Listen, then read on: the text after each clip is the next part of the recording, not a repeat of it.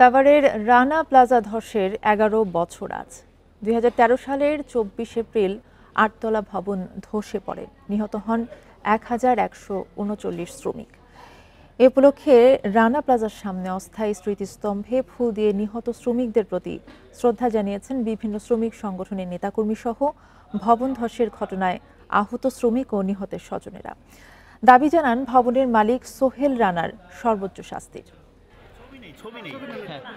দেশের ইতিহাসে সবচেয়ে বড় শ্রমিক হতাহতের ঘটনা ঘটে ২০১৩ সালের ২৪ এপ্রিলে সাভারের রানা প্লাজায়। ভবনের নিচে চাপা পড়েন ৫টি পোশাক কারখানার কয়েক হাজার শ্রমিক, মারা যান ১,১৩৯ জন। নিহতদের স্মরণে বুধবার সকালে রানা প্লাজার সামনে অস্থায়ী স্মৃতিস্তম্ভে ফুল দিয়ে নিহত শ্রমিকদের স্মরণ করা হয়। এ সময় শ্রদ্ধা জানাতে আসা নিহত শ্রমিকদের স্বজন ও আহত শ্রমিকরা ভবন মালিক সোহেল রানার সর্বোচ্চ শাস্তির দাবি জানান। ভবন ধ্বংসের ঘটনায় নিহতের স্বজন ও আহত অনেক শ্রমিক অভিযোগ করেন, এখনও তাদের পুনর্বাসন করা হয়নি, পাননি যথাযথ আর্থিক ক্ষতিপূরণ। লোহার খাঁচার মধ্যে যে যন্ত্রণা ভোগ করি, যার একটা অঙ্গহানি হয়, উনিই বোঝে যে অঙ্গের কত জ্বালা।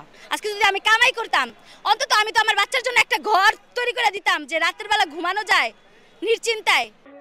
দিনব্যাপী শ্রমিক সংগঠনের পক্ষ থেকে নেয়া নানা কর্মসূচি থেকেও ভবন মালিক সোহেল রানার শাস্তির দাবি জানানো হয়।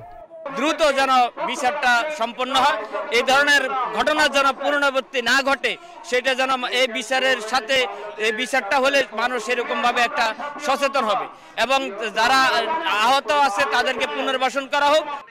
শ্রমিক নেতারা জানান, রানা প্লাজা ধসের ঘটনায় আহত হন ২,৪৩৮ জন শ্রমিক। Independent news.